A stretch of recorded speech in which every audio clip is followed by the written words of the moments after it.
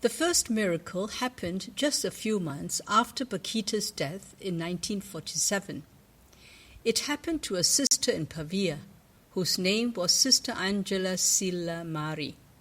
She was from Pavia, the place where Mother Gracie sent out the missionaries. This sister, in 1939, started having some infections in her knee, and it went on for a few years.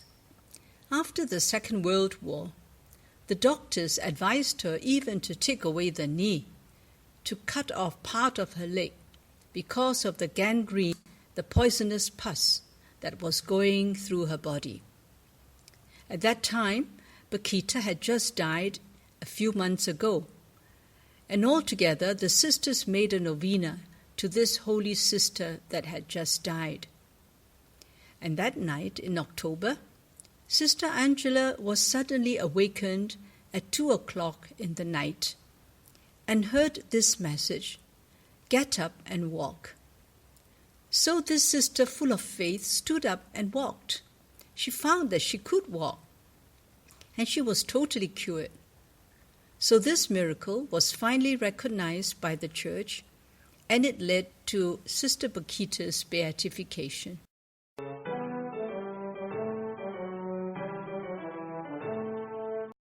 And then, in 1990, in another case further off in São Paulo in Brazil, there was this lady about 61 years old, Eva da Costa.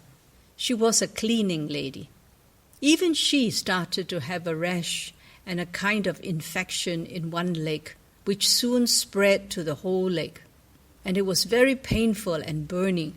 And there was so much pus that even the skin started to fall off, and the bones could be seen. She didn't know what to do. She had to work because her husband, who was a Japanese man, had left her, and she still had 4 children to take care of. One of our Canossian sisters, Sister Regina dos Santos, used to gather all these ladies together to pray and to read the Gospel. One day she invited Eva to join that group. The sister told them about the story of Bakhita. Eva was feeling so bad because of her leg, which the doctor wanted to cut off, and she was praying to Bakhita, "Oh Bakhita, you knew what it was to suffer. Can you heal me?" And immediately she felt that the itch was gone, the pain was gone, and the blue color of her legs became normal. But she didn't say anything then. She was just so happy. She went home and didn't tell anything to her family. But her son noticed that his mother was no longer scratching her legs, and the legs were looking normal. So he asked his mother the reason, and she told him what had happened. Then, a few weeks later, Eva went again to one of these prayer meetings, and she confided in Sister Regina. Eva was a very shy person, but this time she spoke to Sister Regina, and so they came to know about this. And because they also had prayed for her and had made a novena, the sister was very happy. In 1996, one of the general counselors, Sister Maria Luisa Leggeri, had gone on a fraternal or canonical visit to Brazil, and it was there that she heard about this story. She wanted to have the proofs. She wanted the x-rays and so on, taking the trouble to find all those doctors to get some kind of concrete evidence.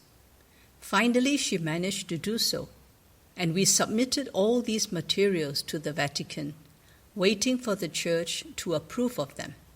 Then we went through a long process with the Theological Commission and the Medical Commission to see whether the materials were valid enough to prove that it was a miracle. And this finally was approved. And that is why in the year 2000, Bakhita was canonized by Pope John Paul II, who loved her very much. And it was he who gave Bakhita the name Universal Sister.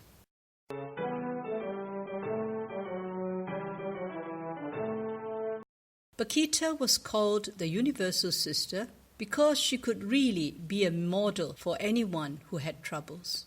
She suffered so much in different ways that it was very easy for a person who was suffering to feel identified with her, and therefore it is universal.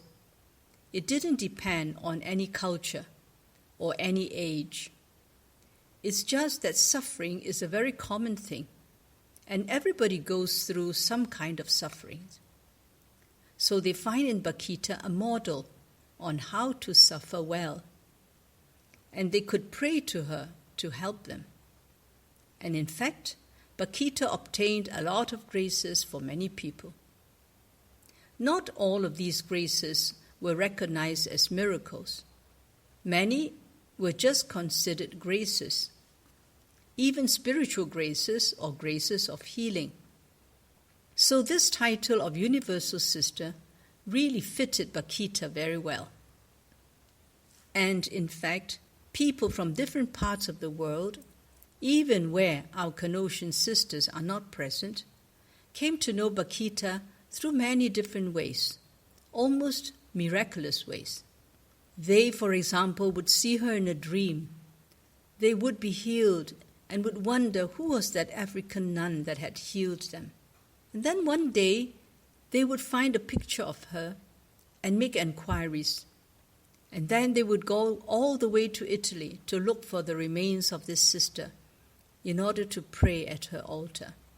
This is why Bakhita has the title of Universal Sister.